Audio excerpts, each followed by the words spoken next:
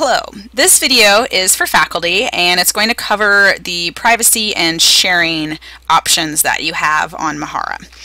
So one thing to know is that students are going to be creating these portfolios and you will not be able to view them until students change their privacy settings.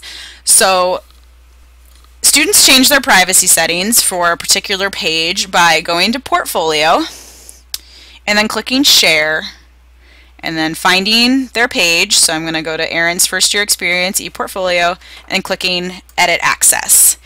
And now here's where you have a number of options. A very simple option is to just have them share it with you personally.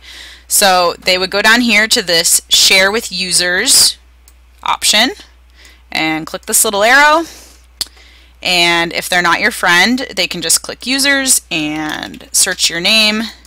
And I'm going to add Lisa, and then I'm going to hit save, and now Lisa has access to my page.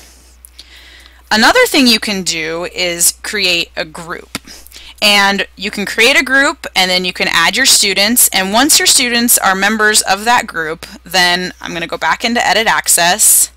Then that group becomes an option here in the Access. So say I wanted to share with my whole class. I can click Add and then Save. And now any member of that group can see my page along with the professors. So there's an advantage there if you want students to be able to view each other's work.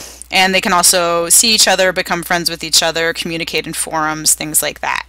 But you don't have to do that. You can just have them edit it so that you personally can view it. But no matter what option you choose, they need to go to Portfolio, Share, Edit Access, and change the access settings so that you can see it. If you do want to use groups, I'm going to demonstrate that next. So if you don't want to use this option, you can turn the video off now.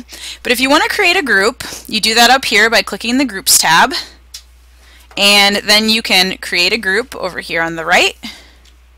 And I'm going to just call it that. The only setting you really need to pay attention to here is membership. You probably don't want it to be open because that would mean that anyone can join it. So you can choose either controlled, in which you add users to the group, or you can have people request to be members. I think you can even do both. And then when that's done, you click Save Group. So to add members, like right now, I'm the only one here in this group. So you need to request through their profile pages. So you would go up here to Find Friends. So I want Lisa to join my group, so I'm going to search her name, and then I can click. Here's where you can do a friend request, but you can also do Edit Group Membership, and I'm going to click here. And since I set it to controlled, which means I can add them automatically, I don't even have to really invite her if I don't want to. I can just add her. And so now she is going to be in my group as well. And so this is what you could do. You could search and find all of your students and add them to the group. And then you can go back to My Groups, and here's this new group.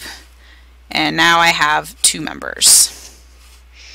So once all of your students are members, and once they've edited that access in the Portfolio tab to allow the group to see their work, then students can see each other's portfolios and communicate with each other. So there are some advantages, but it's not necessary to do this. Really all that's important is that students change those profile settings. So hopefully that helps you with that piece of all of this. It's very important that students change this or you will not be able to see their work. So make sure you spend a few minutes in class going over this. If you have any questions, please contact the help desk at extension 7700.